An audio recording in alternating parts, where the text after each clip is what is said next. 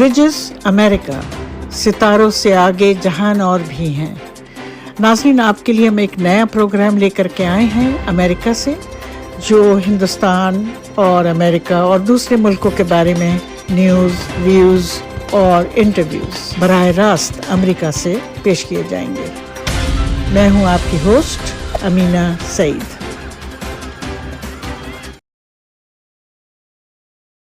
खुशामदीद नाजरीन, आज हमारा ब्रिजेस अमेरिका का 17वां एपिसोड है और आज हमारे साथ हैं मोहम्मद अदीब साहब, जो अलीगढ़ मुस्लिम यूनिवर्सिटी से ग्रेजुएट हुए और फिर वहाँ के प्रेसिडेंट भी बने और 2008 से लेकर 2014 तक वो राज्यसभा में रहे एज एन इंडिपेंडेंट, और उनको कांग्रेस ने और मुलायम सिंह की पार्टी ने और अजीत सिंह ने सपोर्ट किया था। तो इनका मेन जो करियर क्या कहें, इनकी मेन एक्टिविटी जो है वो है ह्यूमन राइट्स एक्टिविस्ट हैं और हिंदू मुस्लिम एकता के लिए काम करते हैं, और इमरजेंसी में छोड़ के चले गए थे मुल्क, और उसके बाद 2002 में जो गुजरात में राइट्स हुए थे उसमें इनका बड़ा हाथ है मोदी साहब का वीज़ा कैंसिल कराने में अमेरिका के लिए। तो आज भी ये वही काम कर रहे हैं, और वो है कि अब आज भी वो एक्टिविस्ट हैं और अभी यूपी से होकर के आए ताज़ा। तो हमने सोचा कि इनके जितना भी इनका एक्सपीरियंस है वो हमारी तरफ आ जाए। तो ये आप अदीब साहब, आप यूपी गए थे वहाँ पर कुछ कैंपेन करने, लोगों से मिलने और ये देखने कि भाई ये जो मुस्लिम वोट है ये बट ना जाए, और क्योंकि ये बटेगा तो इसका फायदा सिर्फ बीजेपी को ही हो सकता है। इसके बारे में कुछ बताएं, अपने बैकग्राउंड इसके। जी, मैं लखनऊ इसलिए गया था कि पिछले चंद सालों से हिंदुस्तान में जो इलेक्शन का एक मिजाज बन गया है वो मजहब के नाम पर वोट मिलने लगा है। द आइडिया ऑफ इंडिया जो है वो पूरा तस्वुर जो उसका था वो खतरे में पड़ गया है, और हर इलेक्शन में 2014 से ये एक ट्रेंड बन गया था कि आप मुसलमानों को सजा दे सकते हैं, और मोदी साहब का 2002 का जो बैकग्राउंड था उसके तहत वो 2014 में इलेक्शन लड़े थे कि माइनस मुसलमान हम हाकिम वक्त बनेंगे, और वो बन गए थे। उस वक्त ये था कि कांग्रेस की इनकम्बेंसी थी, उसका कुछ एडवांटेज मिला। फिर उन्होंने कहा कि सबका विकास और सबका विश्वास वगैरह वगैरह के जो नारे लगाए, हकीकत में उसके पीछे एक बड़ी तादाद वो भी थी जो ये चाहती थी कि हिंदू राष्ट्र बन जाए, और वो उसके आइकॉन हैं मोदी साहब। उस सक्सेस के बाद फिर हर पॉलिटिकल पार्टी ने मुसलमानों को बिल्कुल कर दिया और एक इररिलेवेंट कम्युनिटी बन गई है। तो 2014 के बाद से जो हालात बने हैं उसका तस्वुर हमने कभी किया नहीं था। आज हम 76 साल के हो गए, हमने कभी ये नहीं सोचा था कि हम कैटलिस्ट बन जाएंगे, और हम कैटलिस्ट बन गए। और उसके बाद अब ये आखिरी इलेक्शन है जो इन्होंने कोशिश की थी बंगाल में भी, लेकिन वहां दानिश्वर लोग थे और वहां तासुब की कमी थी, लेकिन फिर भी 32% वोट बीजेपी को वहां मिला है।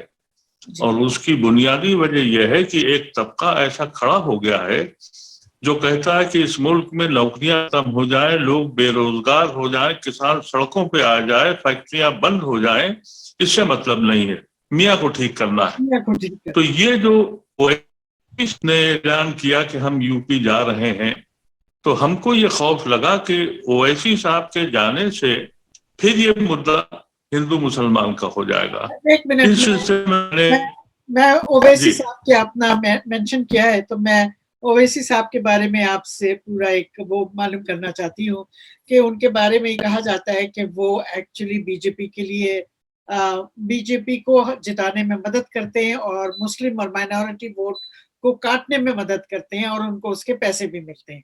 आपका इसके बारे में क्या ख्याल है? ये देखिए, ऐसा है कि जब आप ये बात कहेंगे कि भाई हम एक अलग मुस्लिम पार्टी बनेगी, तो उसका गमज़्यादा तो हमने भुगता था सन 47 में कि मौलाना आजाद कहते रहे कि भाई कहाँ जा रहे हो, लोगों ने कहा बन के रहेगा पाकिस्तान। उसकी सजा हमको 3 नस्लों को मिल गई। दोनों पार्टियों ने यानी हिंदू और मुसलमानों ने मिलकर बंटवारा किया था, लेकिन 16 अगस्त सन 47 को हम दूसरे दर्जे के शहरी बन गए और मुल्जिम बन गए। इसकी सजा हमको आज तक मिल रही है। ओवैसी साहब का मामला यह है कि वो हैदराबाद में जब पूरा आंध्रा था, यानी आंध्र प्रदेश और तेलंगाना एक था, तो उनके वालिद और वो खुद 12-15 सीटें लड़ते थे। लेकिन बिहार में उनका प्रधान भी नहीं था, वहां कहने लगा 28 सीटें लड़ूंगा। उसका नतीजा ये हुआ कि वहां क्या हालात हुए। इसी तरह से महाराष्ट्र में उन्होंने 2 या 3 सीटें जीत ली, लेकिन कम से कम 20 सीटें बीजेपी और कम्युनल फोर्सेस को दे दी।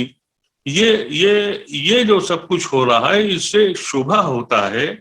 और मैंने उनको बहुत कुछ देखा है कि वो, हम लोग जब पार्लियामेंट में थे तो हम सारे मुस्लिम एमपी से अक्रॉस पॉलिटिकल पार्टीज बैठते थे और ये कहते थे कि भाई जो नेशनल इश्यूज हैं हम सब के हैं, जो पार्टी के हैं वो आपके हैं, लेकिन जो हमारे अपने मसाइल हैं, यानी हमारे लोगों को नौकरियां नहीं मिल रही हैं, हमारे लोगों को जेलों में डाला जा रहा है, हमारे लोगों को कत्ल किया जा रहा है, उसमें ओवैसी साहब कभी शरीक नहीं हुए। कभी भी मुस्लिम ऑर्गेनाइजेशन में वो शरीक नहीं हुए जहां मुद्दे उठाए जाते हैं। बरखिलाफ इसके जिस तरह से उनको कवरेज मिलती है और जो पार्लियामेंट में जो उनको डिबेट के वक्त जब वो बोलने खड़े होते हैं तो बीजेपी की तरफ से पिन ड्रॉप साइलेंस हो जाता है और टेलीविजन पर उनकी स्पीचेस दिखाई जाती हैं, जिससे मैं और मेरे बहुत से जानने वाले ये इस बात का यकीन कर चुके हैं कि ये माइनॉरिटी या मुसलमान के लिए बेहतरी नहीं है, बल्कि एक टूल बन गए हैं हमको मुल्जिम साबित करने के लिए। तो इस शक्ल में हम गए थे वहां और हमने सोनिया गांधी को खत लिखा, ममता बनर्जी को खत लिखा, लालू जी के यहाँ खत भेजा और सबसे मिले कि अगर आप सेकुलर पार्टियां, क्योंकि 30% जो इस वक्त अनफॉर्चुनेट है कि 30% के करीब हिंदू जो है वो अब बहुत कमनल हो गया है और वो सिर्फ और सिर्फ हमसे नफरत करता है। लेकिन अभी बहुत बड़ी तादाद हिंदुओं की है जो उस कॉन्सेप्ट को मानते हैं कि हिंदू मुसलमान मिलके जो सांझी विरासत है उसको कायम करना है। अनफॉर्चुनेटली ये हुआ कि पॉलिटिकल पार्टीज डर गई हैं हमको हमारी मदद करने के लिए, क्योंकि एक प्रोपेगेंडा ये बन गया कि अगर आप मुसलमान की या मजलूम की मदद करेंगे तो फिर आप अपीजमेंट कर रहे हैं और उस अपीजमेंट में पॉलिटिकल पार्टीज खामोश रहती हैं। हम हरियाणा में रहते हैं, यहाँ दिल्ली के दामन में एक बस्ती है जी। तो यहाँ खुलेआम सड़कों पे मारा गया है, जाने कितने लोगों को लिंच किया गया है। कोई पॉलिटिकल पार्टी हमारे लिए आई नहीं कि भाई ये हम मुसलमान हैं, ये अलग बात है, लेकिन इंसान तो है। कोई इंसान किसी इंसान को मार के जश्न मनाए और फिर हम कहें कि हमारा मुल्क बहुत अच्छा है। मगर इसमें तो इस शक्ल में मैं अदीब साहब मैं ये देखती हूँ, सॉरी आपको मैं आपकी बात काट रही हूँ, कि जो लोग अपने आप को सेक्युलर कहते हैं वो तो सेक्युलर है नहीं, तो मतलब वो भी तो हिंदू बनने की कोशिश कर रहे हैं। अब ये जो आपकी कांग्रेस है ये भी तो they are trying to get the Hindu vote. ये कौन सा मुसलमान के लिए कुछ कर रहे हैं? They are not. देखिए जी बिल्कुल आपने ठीक कहा। उसमें अब हम लोगों ने जो अपने बचपन में और जवानी में जिन लोगों को देखा था वो सेकुलरिज्म के माने जानते थे। आज का सेकुलर वो है कि जब जहां इख्तिदार मिले उसमें जाने के लिए वो किसी वक्त, मैं बहुत लोगों को जानता हूं, पासवान हमारे साथ गुजरात में बहुत गली गली घूमे थे और उस वक्त वो सेकुलर थे। फिर जब उनको लगा कि भाई पावर तो बीजेपी के पास है तो वो हमको किस्मत के हवाले करके चले गए जी। और वो जाके वहां चले गए। अब जब वहां से छूटेंगे तो इधर आ जाएंगे। रीटा बहुगुणा को आप सोचिए कि उनके वालिद बड़े जेन्युइन सेकुलर इंसान थे, लेकिन हुआ ये कि वो चले गए और हम अब वो फिर जब वहां जगह नहीं मिलेगी तो वापस आ जाएंगे और कहेंगे कि हम सेकुलर हो गए। तो अब जो पहचान है सेकुलरिज्म की वो बदल गई है। अब वो जो बेसिक थिंकिंग है अबाउट वो बहुत कम हो गई है। लेकिन अभी भी मैं समझता हूं कि बहुत से ह्यूमन राइट्स एक्टिविस्ट हैं, हमें तो पॉलिटिकल पार्टी से ज्यादा उम्मीद नहीं है, लेकिन बहुत से ह्यूमन राइट्स एक्टिविस्ट हैं, बहुत से सेकुलर लोग हैं जिनके इर्द गिर्द मैं बैठता हूं और मैं देखता हूं कि वो हमारी, अब अंदाजा आप ये कीजिए कि जब भी कोई नाइंसाफी हमारी कौम के साथ होती है और दिल्ली में जो डिमॉन्स्ट्रेशंस होते हैं और जो मीटिंगें होती हैं उसमें 500 हिंदू होते हैं और 5 मुसलमान होते हैं। जी, हमारी लड़ाई वो लड़ रहे हैं, हाँ, ऐसी शक्ल पैदा हो गई है। जी, जी। तो मतलब ये कि अगर ओवरऑल देखा जाए तो लोग तो आज अपने आप को सेक्युलर कहने में ऑलमोस्ट ऐसा लगता है कि अपने आप को वो देशद्रोही कह रहे हैं कि कहीं आगे जाके कोई पकड़ ना ले। और ये बात जो मतलब मुझे थोड़ा सा ये जो इंटेलेक्चुअल हिंदूज हैं और जो अपने आप को सेक्युलर कहते हैं, मुझे थोड़ा सा डिसअपॉइंटमेंट है इनसे कि ये निकले नहीं। इनको निकलना चाहिए क्योंकि अब मेरे हिसाब से मुल्क उस जगह पे आके खड़ा हो गया है कि जहां पर अगर ये इन्होंने जो सेक्युलर हिंदूज हैं अगर उन्होंने कोई काम नहीं किया, कोई इन्वॉल्वमेंट नहीं की, तो ये तो टूटने वाली बात है। हाँ देखिए, मैं तो बराबर ये बात दोहराता हूँ और अपने मुसलमान भाइयों से कहता हूँ कि ये वक्त है कि तुम जो सेकुलर हिंदू बचा है उसकी हिफाजत करो। वो खतरे में पड़ गया है, वो खामोश हो गया है, उसकी मदद करना हमारा मकसद। अगर वो जिंदा रहा तो हम भी जिंदा रहेंगे। क्योंकि जब जब ये सोच हो जाए, हमें बार बार ऐसा लगता है कि हमने जिन्ना को ठुकराया और गांधी को अपनाया, क्या इतनी सख्त सजा हमें दोगे कि हमारे नाम पर वोट डालोगे और हमारे नाम पर हुकूमत करोगे कि भाई इनको ठीक करना है? तो ये बड़ा अनफॉर्चुनेट है और ये हिंदुस्तान के लिए बड़ी बदनसीबी की बात है। हिंदुस्तान दुनिया का एक ऐसा मुल्क था जहां हर कौम, हर जबान, हर सब लोगों को जुड़ के रहते थे। वहां अब एक टारगेट हो गया है कि भाई इनको ठीक करना है। आप अंदाजा कीजिए कि आसाम के इलेक्शन में जो अभी चंद दिन पहले हुआ है, महीने पहले, वहां चीफ मिनिस्टर खुल्लम खुल्ला ये कह रहे थे हमें मुसलमानों का वोट नहीं चाहिए, मियाओं का वोट नहीं चाहिए। और बीजेपी के लोग कहते हैं हमें नहीं चाहिए, और फिर भी लोग समझ नहीं पा रहे हैं। तो मैं ये समझता हूं कि इस मुल्क में जो सबसे ज्यादा इररिलेवेंट कम्युनिटी है, जो बिल्कुल हाशिए पर है, वो मेरी कम्युनिटी। आप देखिए दलितों का एम्पावरमेंट क्या हुआ है। अगर आप किसी दलित को मारें, वो बेचारे के साथ बड़े जुल्म हुए हैं सैकड़ों साल, हजारों साल, लेकिन आज उनकी पोजीशन यह है कि अगर किसी को बेंच लगते हैं, ऊमा में मारे गए लोग बांध के, हर पॉलिटिकल पार्टी पहुंच गई। एक शख्स ने, एक दलित ने हैदराबाद में खुदकशी कर ली, दलित था, हर पॉलिटिकल पार्टी का लीडर पहुंच गया। लेकिन हमारे यहाँ घर में घुस के कहा कि तुमने ये खाना कैसे खाया और कत्ल कर दिया। किसी पॉलिटिकल पार्टी या सेकुलर पार्टी को ये हिम्मत नहीं हुई कि जाके उनके आंसू पूछ देता उनके घर के लोगों के। ऐसी शक्ल में हम इस मुल्क में रहते हैं। उसमें ये मैं ये मालूम करना चाहती हूँ, इट इज ओके, हम दूसरों के ऊपर वो इल्जाम लगाना वो ठीक है, मगर उसमें हमारी क्या गलती है? हमने कहाँ पर, कहीं पर हमने कोई गलती की है कि हम इस तरह हमारे हाथ से सब कुछ निकल गया? देखिए, हमारी लीडरशिप ने हमको मायूस किया। बाबरी मस्जिद की शहादत के बाद, 92 के बाद, मुसलमानों ने बस एक नजरिया पैदा किया कि हमें बीजेपी को हराना है, और जो हरा दे हम उसे वोट दे दें। इसका एडवांटेज कांग्रेस ने उठाया, मुलायम सिंह ने उठाया, मायावती ने उठाया, और वो एक भेड़ चाल की तरह, यानी हमारी हैसियत, हमारी रेलिवेंस खत्म हो गई। उन्हें ये मालूम था कि ये जाएंगे कहाँ।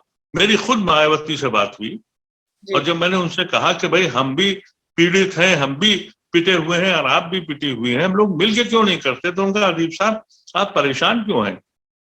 कांग्रेस है नहीं, मुलायम सिंह से लोग नाराज हैं, मुसलमान तो मुझे वोट देगा ही। और यही पोजीशन हर पार्टी ने की। नतीजा कि हमारी कोई लीडरशिप डेवलप ही नहीं हुई। इसीलिए जब मैं पार्लियामेंट के लिए, मुझे सोनिया गांधी ने कहा कि तुम मेरी पार्टी से खड़े हो जाओ। मगर अदीब साहब, अगर हमारी लीडरशिप नहीं हुई तो उसका तो बाहर से कोई ताल्लुक नहीं ना, ये तो हमारे अंदर वालों की प्रॉब्लम है कि हमने कोई लीडर। देखिए हुआ ये है कि पार्टीशन से जो नुकसान हुआ तो वो हुआ, लेकिन हिजरत ने हमारी कमर तोड़ दी। जो पढ़ लिख गए, मुझे याद है मैं अलीगढ़ में पढ़ता था उस वक्त, कि लोगों की डिग्री नहीं आती थी, इम्तिहान दिया और पाकिस्तान गए, वहां एम्प्लॉयमेंट मिल गया, यहाँ जॉब नहीं मिलती थी। और वहां से चिट्ठी भेजते थे कि भाई हमारी डिग्री निकलवा दो। तो हम लोग चंदा करके उनके ड्यूज पे करके उनकी डिग्री भेजते थे। अच्छा तो ये जो पूरी हिजरत हुई है जी, इसमें पढ़ा लिखा तबका, दानिश्वर तबका वहां इस से मुल्क से चला गया। हमारे पास कयादत आ गई उन लोगों के पास जो मौलवी हजरात हैं, जो ऐसे लोग हैं। अब आप कयादत अगर देखिए तो अब इलेक्शन वो लोग लड़ते हैं जिनके पास बेपनाह दौलत है, जी और जायज नाजायज जिस तरह के लोग हैं, अब वो रिप्रेजेंटेटिव सिर्फ मुसलमानों का नहीं कह रहा हूं मैं, जनरल हमारी हालत यह है कि आप तसव्वुर कीजिए कि इलेक्शन के जीतने के बाद जो एमएलए या एमपी होते हैं उनको बसों में भर के जानवरों की तरह लेके भागते हैं, हाँ ये बिक जाएंगे। तो हाँ आप उस डेमोक्रेसी को या उस मुल्क के तस्वुर तो कीजिए कि इलेक्टेड मेंबर वो हिफाजत की जाती है। ये हिंदुस्तान अपनी बदतरीन सतह पे पहुंच गया है, जी जी और यहाँ इसका क्या हश्र होगा हम नहीं बता सकते। लेकिन इस वक्त हम ये समझते हैं कि अगर यूपी के इलेक्शन में ये फोर्सेज जो इस वक्त हाकिम में वक्त हैं, अगर ये यूपी में फतेह हो गई तो फिर आप समझ लें कि हिंदुस्तान में कुछ बचने वाला नहीं है। हिंदुस्तान की तारीख भी यही रही है कि जी किला फतेह कर लो तो मुल्क तुम्हारा।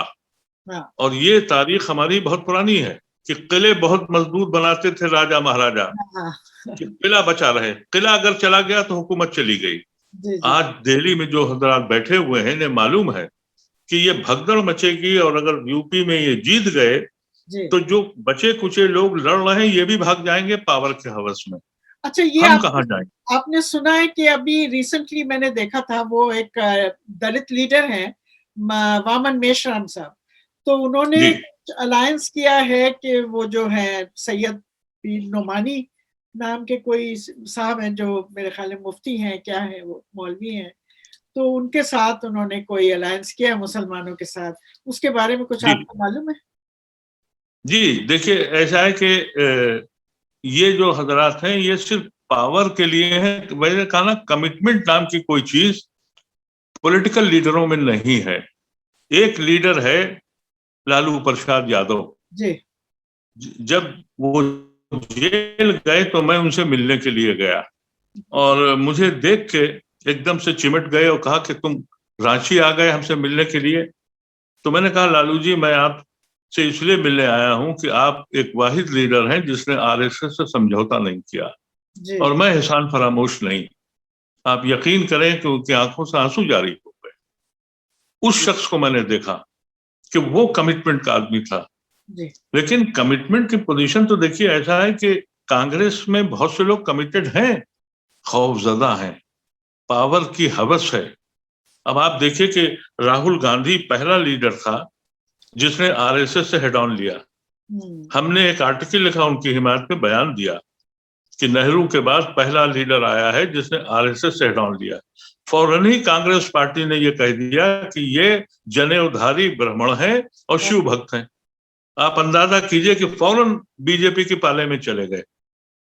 ये जो खौफ और हिरास की पॉलिटिक्स है इसने कांग्रेस को बर्बाद कर दिया। और इसने वो लोग, आप देखिए कि नेहरू कभी भी उन्होंने कोई मजहब की बात नहीं की। मौलाना आजाद से बड़ा आलिम दीन उस वक्त कम लोगों में से थे, और अगर वो सियासत में ना आते, जो उन्होंने दीन की खिदमत की थी, वो दुनिया में वैसे ही मशहूर होते। वो कब नमाज पढ़ते थे, कब मजहब के नाम ले नहीं करते थे। वो गांधी से बड़ा कोई कोई हिंदू नहीं था। सुबह उठते थे तो पहले पूजा करके तब बाहर आते थे। उनसे बड़ा कोई सेकुलर नहीं पैदा हुआ। सारी चीजें हमारे लीडरों ने हमें दिखा दी थी कि मजहब तुम्हारे घर की बात है, लेकिन सियासत और भाईचारा जो है यही हिंदुस्तान की पहचान है। लेकिन आज हिंदुस्तान की पहचान ये है कि हमारी गुफ्तगू जो है वो यूएन में हो रही है और ह्यूमन राइट्स की वर्ल्ड बॉडीज में हो रही है कि वहां हो क्या रहा है। लेकिन ये तो मस्त हैं ये लोग, इनको पता है कि ये लोग हम खौफ से डरा के, क्योंकि सारे इंस्टीट्यूशंस पे कब्जा हो गया है। इलेक्शन कमीशन जो है वो अब एक गवर्नमेंट की बॉडी बन गई। अदालतें फैसले कर रही हैं हुकूमत से पूछ कर, और फिर कहते हैं कि गर्व से कहो। भाई गर्व से क्या कहें, हम तो शर्मिंदा है अपने मुल्क से कि यहाँ कोई इंस्टीट्यूशन बचे ही नहीं है और आवाज उठाने वाला नहीं बचा है। बहरहाल अच्छा, इसलिए यूपी का इसलिए यूपी का जो इलेक्शन है जी, वो मैं समझता हूं कि वो लास्ट रिसॉर्ट है। और हम लोग यही कोशिश कर रहे हैं। हमने अलीगढ़ ओल्ड बॉयज की एसोसिएशन से मीटिंग करी, मुस्लिम दानिशवरों से मीटिंग करी और ये कहा कि हम 15 अक्टूबर तक आपको टाइम दे रहे हैं। अगर आप 15 अक्टूबर तक मुत्तहिद होकर इस कम्युनल फोर्सेस से लड़ने को तैयार नहीं है तो शायद हम लोग ये भी फैसला करें कि हम इलेक्शन से ही अपने को अलग कर लें। फिर देखेंगे कि लड़ाई हिंदू मुसलमान पे होगी या रोजी रोटी पे होगी।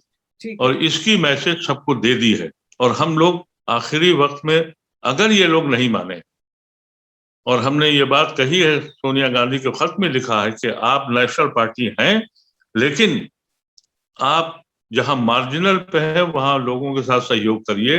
अखिलेश से ये कहा है कि आप चीफ मिनिस्टर जरूर बनिए, सबसे बड़ी पार्टी है, लेकिन दूसरों को एडजस्ट करिए। और अगर आप नहीं करते हैं, क्योंकि देखिए होता यह कि 100 मुस्लिम कॉन्स्टिट्यूंसीज हैं ऑलमोस्ट इन यूपी में, जहां मुसलमान जीत सकता है या जिता सकता है या हरा सकता है। उन 100 की 100 कॉन्स्टिट्यूंसीज में 10-10 मुसलमान खड़े होते हैं, यानी हर पार्टी एक मुसलमान खड़ा करती है। अब ओवैसी साहब भी उसमें तशरीफ ले आए हैं, कुछ बीजेपी इंडिपेंडेंट खड़ा करती है। जितने भी आप मुस्लिम कॉन्स्टिट्यूंसीज हैं लोकसभा या असेंबली के, 80% उन सीटों पर बीजेपी जीतती है, क्योंकि जो मुस्लिम वोट है वो डिवाइड कर देता है। मुसलमानों के साथ मुश्किल ये हो गई है कि वो इलेक्शन को एक जश्न समझते हैं, एक मेला समझते हैं। उनकी समझ में ये बात नहीं आती है कि आप गवर्निंग बॉडी हो सकता, आप पूरी, आपके हाथ में कमांड हो सकती है कि आप 100 सीटें 400 में से जिसके पास कंट्रोल में हो और वो लोग जो है खुद तमाशा बन जाए, तो सोचने समझने की सलाहियत मुसलमान ने खो दी है, क्योंकि उसके पास कोई ऐसी लीडरशिप नहीं है जो कौम के लिए लड़े। हर शख्स अपनी अपनी पावर के लिए लड़ रहा है। और हम आज जिस जगह खड़े हैं, अभी देखिए अगले 6 महीने में क्या होने वाला है। न जाने कितने मासूम लोगों को जेल में पकड़ा जाएगा, अंगूठा छाप, पढ़े लिखे, रिक्शा चलाने वाले जो बिल्कुल माजलूम लोग हैं, उनको पकड़ना शुरू हो गया कि इनकी इंटरनेशनल कॉन्स्पिरेसी है, ये ISI से मिले हुए हैं, ये पाकिस्तान से मिले हैं और ये हिंदुस्तान को तबाह करने जा रहे हैं। एक सिलसिला है गिरफ्तारी का। ये 10 साल 12 साल बंद रहेंगे, फिर सुप्रीम कोर्ट तक केस पहुंचते पहुंचते सुप्रीम कोर्ट कहेगा नॉट फाउंड गिल्टी। उनकी जिंदगियां तबाह हो जाएंगी। हम देख रहे हैं पिछले 15-20 साल से। उसमें ये अदीब साहब जो आपने अभी किया, वो अगर हर साल एक या दो विजिट करते मुस्लिम कॉन्स्टिट्यूएंसीज में, तो एक थोड़ा सा गठबंधन हो जाता और वहां पर उन लोगों को थोड़ी सी एक सलाहियत मिल जाती, कोई नसीहत मिल जाती कि भाई काम इस तरह करना, इस तरह नहीं। जैसे कि अगर आप ही की एक बॉडी जो है वो वहां पर इशू करे कि भाई इस कॉन्स्टिट्यूएंसी में इसको देना है वोट और इस कॉन्स्टिट्यूएंसी में इसको वोट देना है, तो कम से कम एक क़यादत मिल जाती। वो क़यादत ही नहीं थी कभी भी। अब ये जो जी, जो लोग इलेक्शन लड़ते हैं वो इस गलतफहमी में होते हैं कि मैं जीत रहा हूं। आप किसको कह देंगे कि आप बैठ जाइए और आप खड़े हो जाइए? नहीं, अगर वो खड़े भी हो रहे हैं तो बॉडी होनी चाहिए जो इशू करे कि भाई इस आदमी को देना, चाहे 6 मुसलमान खड़े हो रहे हैं, मगर एक कोई बॉडी होनी चाहिए सोशल एक्टिविस्ट की, इंटेलेक्चुअल। एक बात मैं आपको बड़ी कड़वी हकीकत बता दूं, क्योंकि मैं पिछले 50 साल से सियासी गलियारों में रहता हूं जी। मुसलमान नाम की चीज हिंदुस्तान में बची नहीं। यहाँ बिरादरियां हैं, अच्छा, यहाँ मसलकें हैं। जब दंगा और फसाद होता है, हमारे घर लुटते हैं, तो हम मुसलमान कहलाते हैं। जब बदला लेने का वक्त यानी इलेक्शन का वक्त आता है, तो हम बिरादरी में होते हैं, हम मसलक में होते हैं। हमने एक बार नहीं 50 बार देखा इलेक्शन में गए कि भाई ये कौन आदमी है जिसको तुम जिता रहे हो, ये तो गुंडा है, इसने तो क्रिमिनलाइज कर रखे हैं, तुम्हारे लिए क्या करेगा? उनका भाई क्या करें, हमारी बिरादरी का है। तो ये सिचुएशन आप लोगों को वहां अंदाजा नहीं है कि यहाँ ये सिचुएशन है क्या। ये आज का वाकया नहीं है। मैं इसका वाकया आपको बता दूं, ये शुरुआत किसने करी? ये मोहतरमा इंदिरा गांधी ने सन 72 में करी थी, 73 में।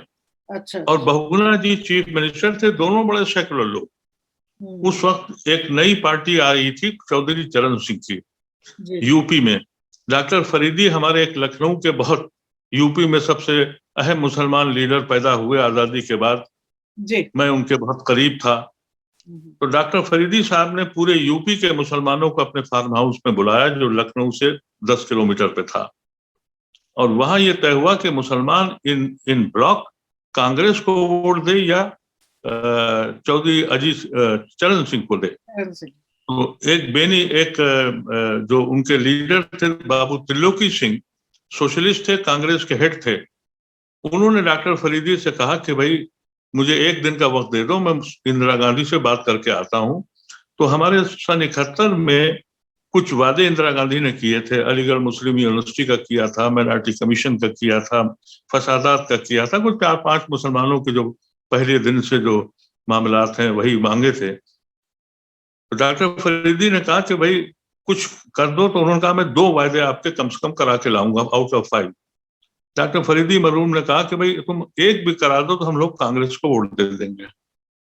त्रिलोकी सिंह जब वापिस आए, मैं मौजूद था, और उन्होंने कहा डॉक्टर फरीदी से कि भाई इंदिरा गांधी तो बौला गई है, उनका दिमाग काम नहीं करता। मैंने कहा क्यों? कहने के जब मैं मिलने गया और मैंने कहा मुसलमान सब इकट्ठे हैं और वहां पर वो फैसला करना चाहते हैं, तो आप कम से कम एक चीज मान जाइए, कम से कम अलीगढ़ के मसले को हल कर दीजिए, तो सब सारा मुसलमान आपको वोट देगा। इंदिरा गांधी ने ये अल्फाज कहे कि बाबू त्रिलोकी सिंह, आप बुढ़े हो गए, आपकी अकल काम नहीं करती, मत करिए मुसलमान मुसलमान, हमने बिरादरियां बना दी, बिरादरियों में काम हो रहा है। ये कह के वो चले गए। डॉक्टर फरीदी मरहूम सोफे पे गिर गए, उजारो कतार रोने लगे और कहा बेटा हम समझते थे कि ये क्या हुआ। मैंने कहा क्या हो गया चाचा? कहा बेटे एक राई बिरादरी का एमएलसी बनाया गया है, एक कुरैशी बिरादरी का कोई चेयरमैन बनाया गया है, कोई अंसारी बिरादरी का बनाया गया। ये वो समझ नहीं पाए थे कि रोज एक फंक्शन हो रहा, भगुना जी कर रहे थे। वहां से ये बुनियाद पड़ी और मैं हर इलेक्शन में इसका मुझे तजुर्बा है कि जिस वक्त इलेक्शन आता है तो वो सब कुछ भूल जाते हैं।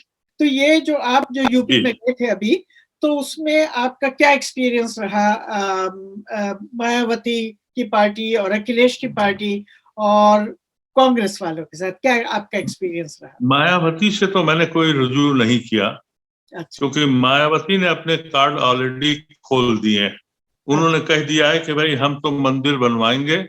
अरे! और हम तो अपनी मीटिंगों में उन्होंने जय श्री राम के नारे भी लगवाए। उनको ब्राह्मण वोट की जरूरत है। वो और ब्राह्मण के साथ उनका अलायंस हो गया। जी। अच्छा। वो अलायंस क्या देंगे? वो करेंगे ये कि अपनी 400 सीटों में से 250 तो वो अपनी बिरादरी की लड़ाएंगी। अच्छा। बाकी में ब्राह्मण खड़ा करेंगी और जो है मुस्लिम कॉन्स्टिट्यूंसी वहां मुसलमान खड़ा करेंगे। अच्छा। और मुसलमान ये कह के टिकट खरीदते हैं वो लोग, करोड़ों रुपया देखिए। आप देखिए। अच्छा। ये कौम कैसी है, बेहिस रकम देती है गुलाम बनने के लिए। एमएलए नहीं, गुलाम बनना उनका। तो वो मुसलमान बहुत से ऐसे मिलेंगे मायावती को कि ये कैलकुलेट करेंगे कि दलित वोट हमें मिलेगा, इसलिए 2 करोड़ 3 करोड़ रुपया दे दो, इलेक्शन लड़ लो। तो ये सब कुछ होगा। लेकिन अगर कांग्रेस, अजीत सिंह की पार्टी, मुलायम सिंह की पार्टी और 2-3 छोटी पार्टियां, आम आदमी पार्टी की है, ये अगर मिलकर लड़ेंगी तो वोट शेयर 40% से ऊपर हो जाएगा। और 40% से ऊपर होने के बाद बीजेपी का जीतना बहुत आसान नहीं होगा, ऐसा मेरी समझ है।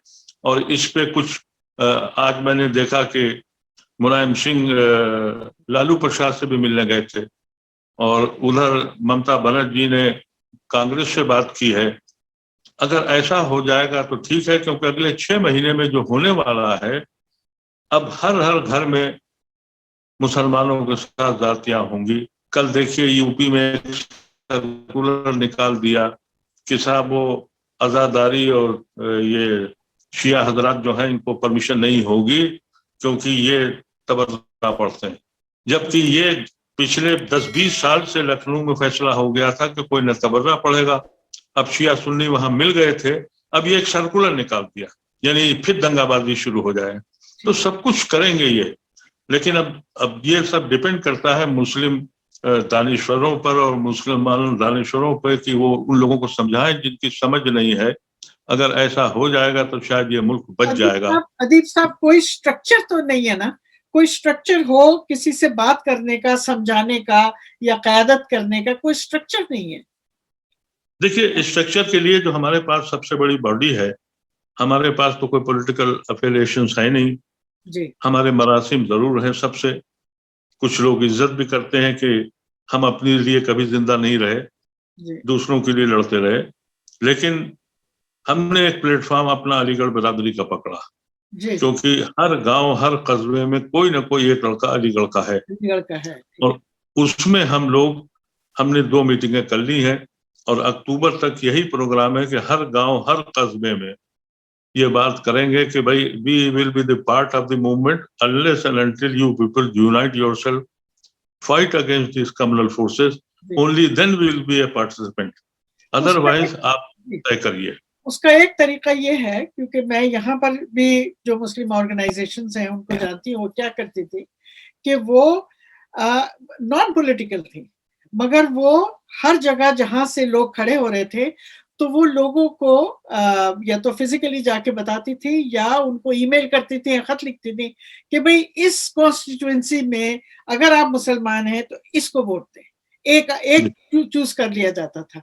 तो ये चीज अगर आप कर सकें तो शायद कोई मतलब नहीं, मुझे उम्मीद इसलिए है कि ये मैं काम तो इस पे कर रहा था पिछले 2 महीने से, और घर से बैठ के करता था और लोगों से बात करता था, लेकिन ऑफिशियली मैंने परसों ये ऐलान किया, 2-3 दिन पहले अखबारात ने इसको काफी कवर किया, और आज सुबह तक 4 लोगों ने मुझे फोन किया कि मैं कैंडिडेट था और कैंडिडेट हूं, लेकिन मैं आपके फैसले से मुत्तफिक हूं, अगर इत्तेहाद होगा तो लड़ूंगा, अगर टिकट मिला तो। मैंने उनको समझाया ये कि अगर आप 5 पार्टियां एक कैंडिडेट खड़ा करेंगी तो उसकी विनेबिलिटी 80 to 90% हो जाएगी।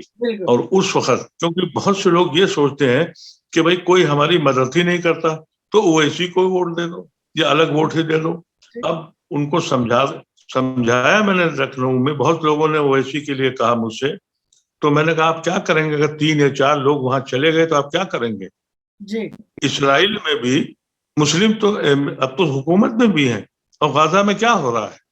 ये 5 एमएलए या 4 एमएलए या 10 एमएलए चले जाएंगे तो आप क्या कर पाएंगे? क्या इसराइल की पार्लियामेंट में मुसलमान एमपी नहीं है? अब तो सरकार में भी है, और क्या हो रहा है? आप पॉलिसी बनाने में तो है ही नहीं। तो अब हम लोग उन्होंने क्या टीम तैयार कर रहे हैं। सारी पार्टीज ने अपने कैंडिडेट क्या वो कर दिए, नॉमिनेट कर दिए? जी नहीं, अभी तो प्रोसेस है, क्योंकि ये इलेक्शन तो मार्च में होना है, इसीलिए अक्टूबर तक हम लोगों का जो ओल्ड बॉयज एसोसिएशन लखनऊ की है वो पूरे यूपी के ओल्ड बॉयज एसोसिएशन को गवर्न करती है। वहां ये रेजोल्यूशन पास हो गया है जिसमें हम गए थे कि हर जिले में हर जिले में ओल्ड बॉयज एसोसिएशन है कि आप सब लोग पॉलिटिकल लीडरों से मिलिए और सब जगह जाइए, क़यादत अपने हाथ में लीजिए। ये क़यादत जो मौलवियों के पास रही है, इनसे रुकिए। मैं उनकी मुखालफत नहीं कर रहा हूं, लेकिन मौलवियों का काम है नमाज पढ़ाना, इस्लाम को फैलाना, जो भी है। सियासत में आप आगे मत आइए। ये जो पढ़ा लिखा तबका है इसको जाके हर गांव में पहुंचाइए कि हम क्यों नहीं लड़ना चाहते। अवदीप साहब, ये मौलवी जो आ रहे हैं ये तो एक खला है ना, उसको पूरा कर रहे हैं। देयर इज अ वैक्यूम, जो क्योंकि वो वैक्यूम खाली है, कोई आता है तो उसको निकाल देते हैं, उसको खुद ही निकाल देते हैं, कोई किसी को आने नहीं देते। तो ये बेचारे मौलवी जो है देखते हैं कि भाई एक जगह है, 4-8-10 लोग लखनऊ में कुछ मौलवी हजरात से मुलाकात हुई, बहुत इन्फ्लुएंशियल, नाम नहीं बताऊंगा।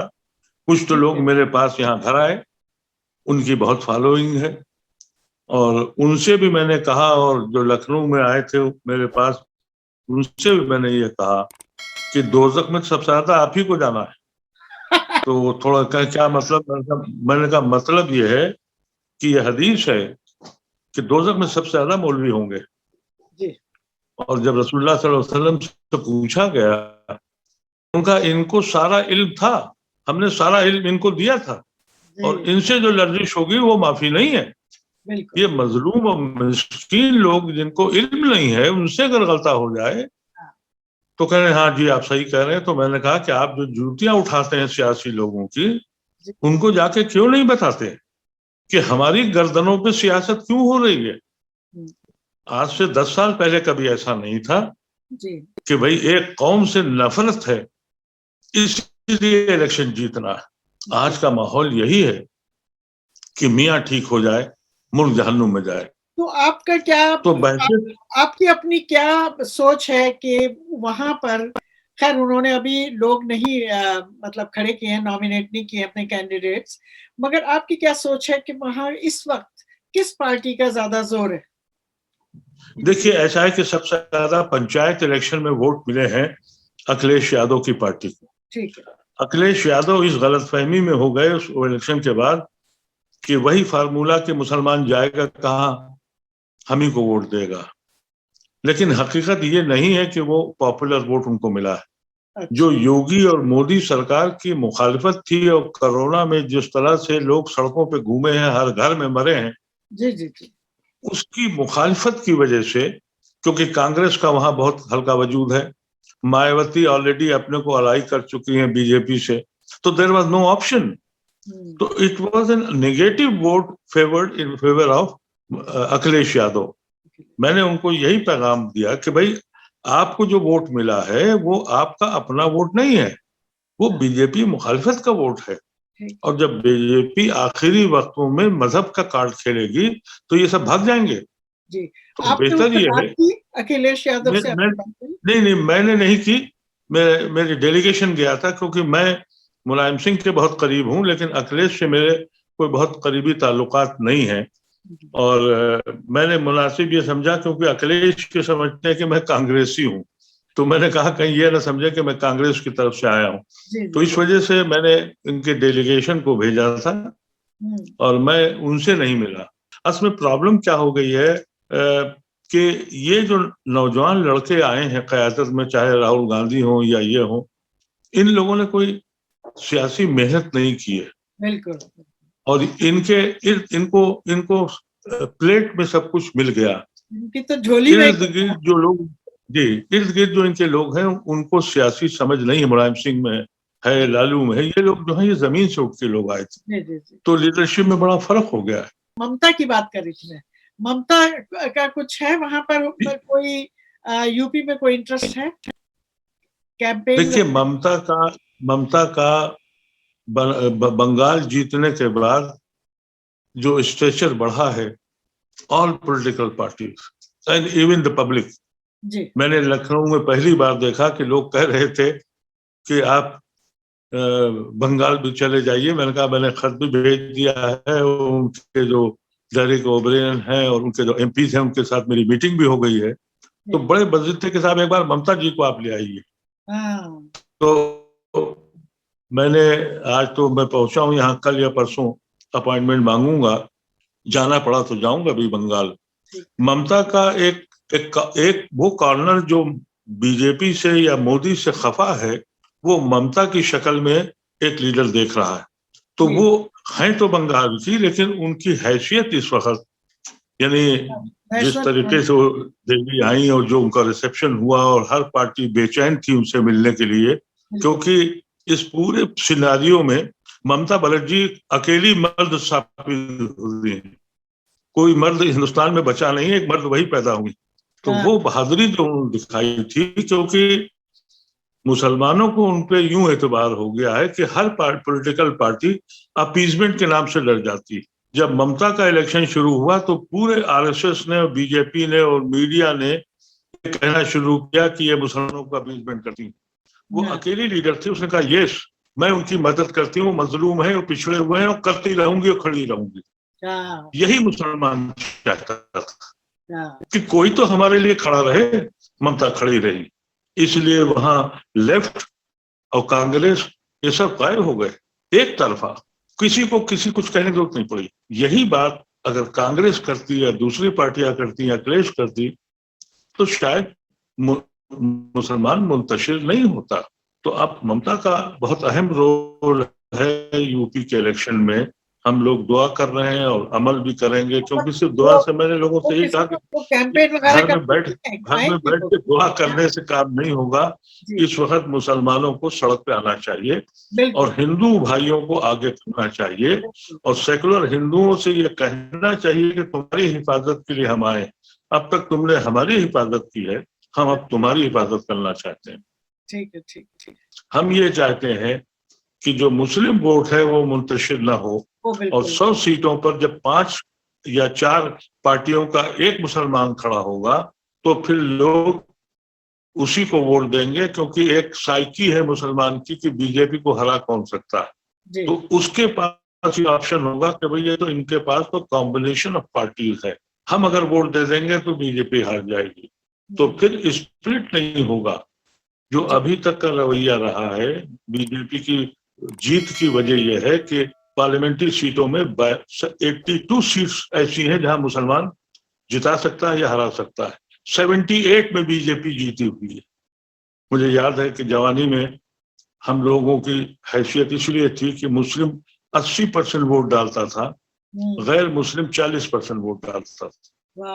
आज गैर मुस्लिम 90% वोट डालता है और मुस्लिम 25% वोट डालता है, क्योंकि उसको दिलचस्पी नहीं रही। तो वी हैव टू क्रिएट कि भाई आपकी जरूरत है, वोट बहुत अहम है और हमारे मुस्तकबिल का और इस मुल्क के मुस्तकबिल के लिए यूपी इलेक्शन सबसे अहम है। बिल्कुल नाज़रीन, आज के लिए इतना ही। हम उम्मीद करते हैं कि आप ये प्रोग्राम सब्सक्राइब कर रहे हैं, शेयर कर रहे हैं और कमेंट कर रहे हैं। तो आज के लिए इतना ही। अस्सलाम वालेकुम, नमस्ते एंड गुड डे। नाज़रीन, आपको हमारा प्रोग्राम अगर पसंद आया हो तो उसको लाइक करें, शेयर करें, सब्सक्राइब करें और कमेंट करें। शुक्रिया।